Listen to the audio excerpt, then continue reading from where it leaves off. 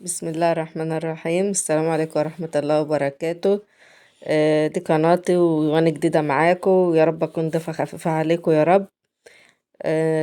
النهاردة اعمل معاكم طبخة سهلة كده وبسيطة. النهاردة الجمعة قلنا نعمل اكلة بسيطة كده للولاد.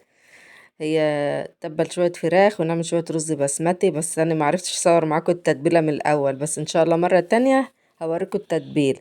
هي خفيفة يعني كده وسهلة، اللي عايز يعرف. احنا هنجيب بصلاية وطماطماية وقرن فلفل وفصين توم، ونضرب ده كله في الكبة او في الخلاط على حسب ما انت عايزه. ونقطع الفرخة ونشقها كده شقتين تلاتة من الصدر والورك عشان التتبيلة تخش جواها. وبعد ما نضرب التتبيلة هي اللي قدامكم ديت، بعد ما نضربها نحط عليها شوية خل، اللي عنده علبة زبادي، اللي عنده شوية لبن، ونعصر ليمونتين ونحطها فيها. بقى عايز تعملها من الصبح يا ريت تكون على بيات، يكون احسن يعني عشان يشربوا من بعض كده. وسخنت عندي الصينية ديت، ورحت حاطه فيها شوية معلقتين زيت او سمنة، ورحت عاملة للفراخ صدمة فيها كده. خدت صدمة زي ما انتوا شايفين، رحت قلبها على اليمة التانية برضو تاخد صدمة. معلش بقى ان كان التصوير مش قد كده، على ما نتعلم ونعرف التصوير ازاي والحاجات دي ازاي، اعذرونا بس في الاول كده. قلبتها قدامكم اهيت. وهنا بقى قلت ما تتعمل شوية عشان ما نطولش عليك، وراح عاملة شوية الرز البسمتي. انا غسله يعني مش محتاج اللي انا اوريهولكوا يا جماعة. أه جبت الحلة بتاعتي اهيت. طيب رجعنا اهو للفراخ، حطيت بس شوية مية عشان ما تتلدعش مني وتاخد غلوتين.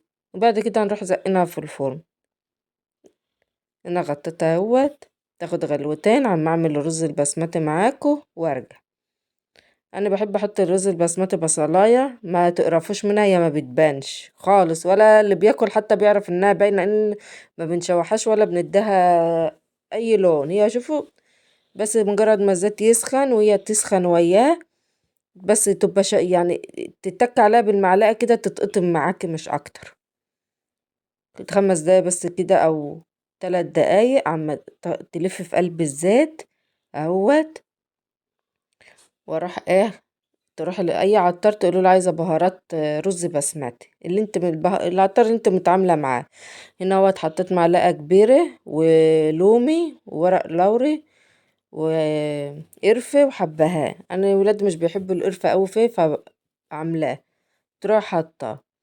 ما البهارات دي بتبقى عاملة زي الملح كده يعني ما تحطش ملح، في ناس بيحطوا شوية ملح براحتهم، بس انا بستكفي بشوية البهارات دي.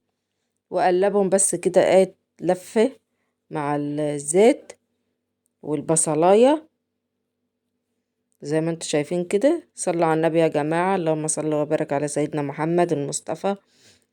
النهاردة الجمعة، كتروا من الصلاة على النبي. كترة الصلاة على النبي بتفك الضيقة وبتفك كل كرب و... هنا هو حطيت الرز قبل ما بتغسليه بتعيريه بتشوفيه قد ايه. بتعير الرز بتشوفيه قد ايه الاول، يعني جي كوبايه جي كوبايتين جي 3 كوبايات زي ما انت عايزه. دي كان نص كيلو معايا، عيرته جي كوبايه ونص من الكوبايه اللي انا هحط بها دلوقتي. في ناس بتحط الميه الاول تغلي مع الحاجات دي، وفي ناس بتعمل زي ما انا بعمل كده. دي اختياري ودي اختياري. في الاول وفي الاخر الرز كده كده هيستوي. انا بس بحبه الفه كده. دي الكوبايه اللي عيرت بيها طلعوا كوبايه ونص رز قبل ما بيتغسل.